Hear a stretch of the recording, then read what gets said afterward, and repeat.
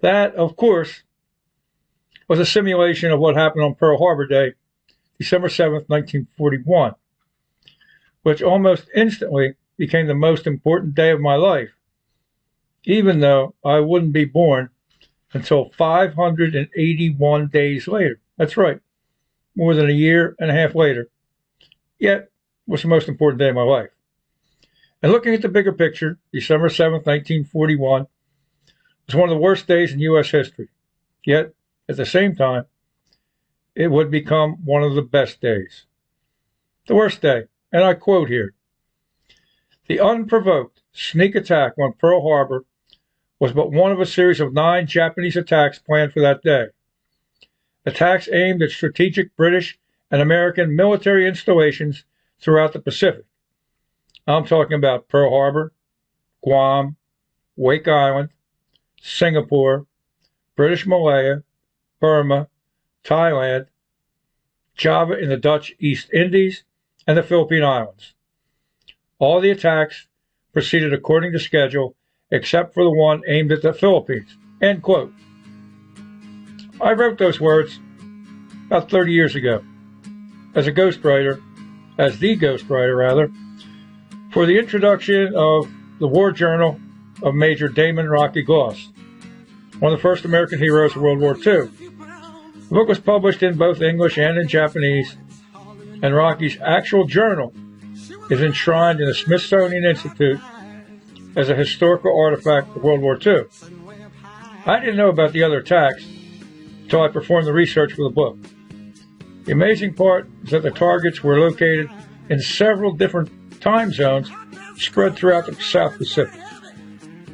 Yet, without the help of today's communications technology, they were synchronized almost to perfection, with the exception of one, the attack on Clark Field in the Philippines.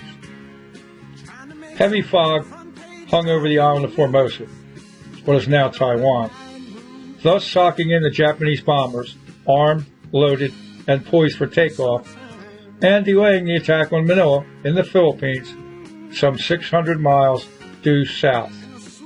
General Douglas MacArthur was in charge of the Philippines. At 2:20 a.m. his time, now December 8th, news reached General MacArthur about the Japanese sneak attack on Pearl Harbor, advising him that an attack on the Philippines was impending. He was also advised to launch a preemptive bombing strike on the Japanese air base on Formosa. Unfortunately, MacArthur fiddled while Rome burned. But that's a story for another day. The fog eventually cleared over Formosa. Shortly before 1 p.m., radar tracked 27 Japanese bombers approaching Clark Field in Manila. Pursuit squadrons were assembled and ready for takeoff, but the order never came.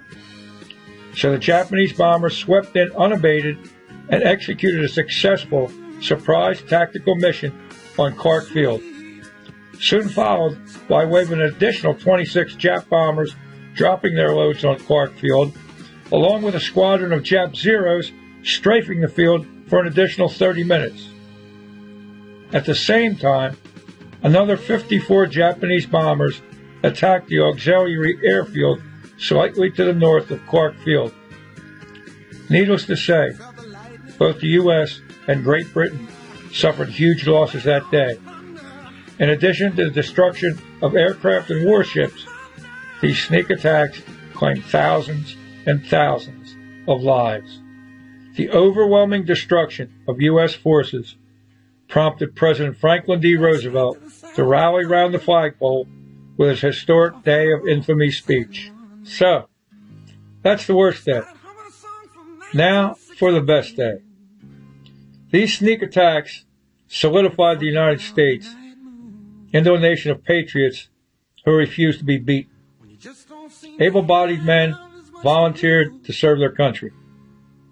The women left behind assumed roles in the workforce previously occupied by men. Airplanes, warships, weapons, and munitions rolled off the assembly lines to galvanize the military into the most powerful force in the history of the world. It wasn't easy. Sacrifices had to be made at home and abroad. But the U.S. rebounded from that day of infamy, kicked the living shit out of Japan, Germany, and all of their allies. We wouldn't be the country we are today if not for Pearl Harbor. Yet, as soon as I hear those words coming out of my mouth, I fear that we are no longer the country that we were for most of my entire life.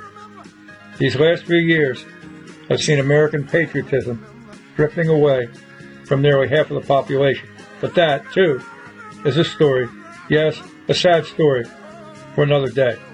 Now, where do I fit into this scenario? Like this.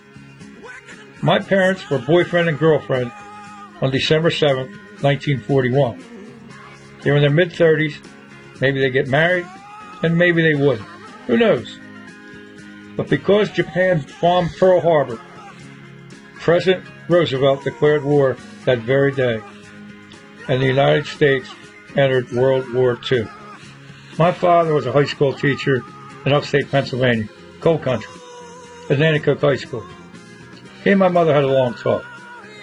He was going to enlist in the Army, but he was going to wait until the end of the school year. So they decided to get married, and that they did, just 24 days later on New Year's Eve. When school ended the following June, my father enlisted in the Army and went to boot camp at Fort Benning, Georgia, which lasted for about 8 weeks. Then the Army assigned him to the Army Air Corps, which was the predecessor of today's Air Force.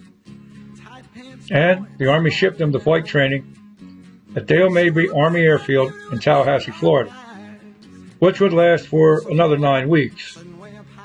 That's when my mom and dad made a momentous and a fortuitous decision for me. After flight training, the Army was going to ship him to France, assign him to a bomber squadron flying missions over Germany. Hopefully, he'd return home one day, safe and sound, but then again, maybe he'd never return home. So, they decided to try to get my mom pregnant. She moved down to Tallahassee, and they spent my dad's weekend passes in Wakulla Springs, about 15 miles south of Tallahassee. Wakulla Springs is a state park, a tourist attraction, and it's more. Because its spring water is crystal clear, Hollywood shot several movies at Wakulla Springs. Now, I must admit, I'm not sure of the pronunciation. Sometimes I say Wakulla, and sometimes I say Wakulla. Anyway, movies were shot there anytime they needed some underwater action. For instance, several Tarzan films starring Johnny Weissmuller were shot there.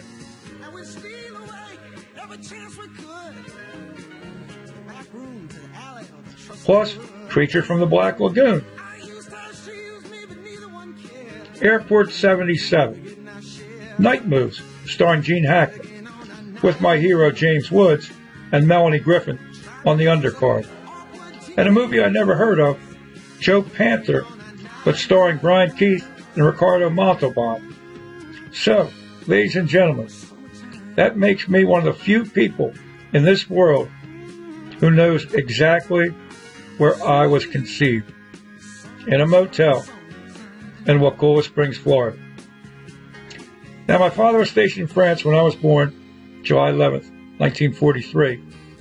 In fact, here's my dad on a Sunday morning in a Quonset hut outside Paris, helping the priest serve communion. My dad's a tall guy with a full head of hair on the right-hand side of the priest, on the left-hand side of your picture. He was flying regular missions over Germany in a B-17 bomber and hoping to hell he wouldn't get shot down so he could come home and meet his son. I lived with my mother and my grandparents in Glenline, PA for those 3 years. And that's when my dad finally came home. The next year, the three of us moved to the suburbs of Philadelphia, beautiful suburban Fulcroft, and shared a special relationship that endured to this day, even though they're both now long gone from my life. This picture, taken over the Christmas holidays somewhere during the 1960s, was taken in the home I shared with my mother and my grandparents while my dad was overseas. By the way, my next post will also be a military theme. The Army-Navy game is this Saturday, and I'm going to tell you about the time I led the Navy football team onto the field for the Army-Navy game. Now, about today's wardrobe. Don't know, hopefully you can see that. Barcelona, a t-shirt from Barcelona, a gift from my favorite grandson, and world travel. And now, just a quick plug for one of my books, Caribbean Queen, is a murder mystery / love story. The story starts at a Flyers game in Philadelphia, then moves to the Caribbean islands of St. Croix and Puerto Rico, where a love story blooms and detectives track down the killer. It's based on a true murder story and a true love story. Who knows, I might have even been involved in a love story. Get your copy of Caribbean Queen before the supply runs out. That's it for now. Thanks for stopping in. Until next time, see you. And that's a wrap.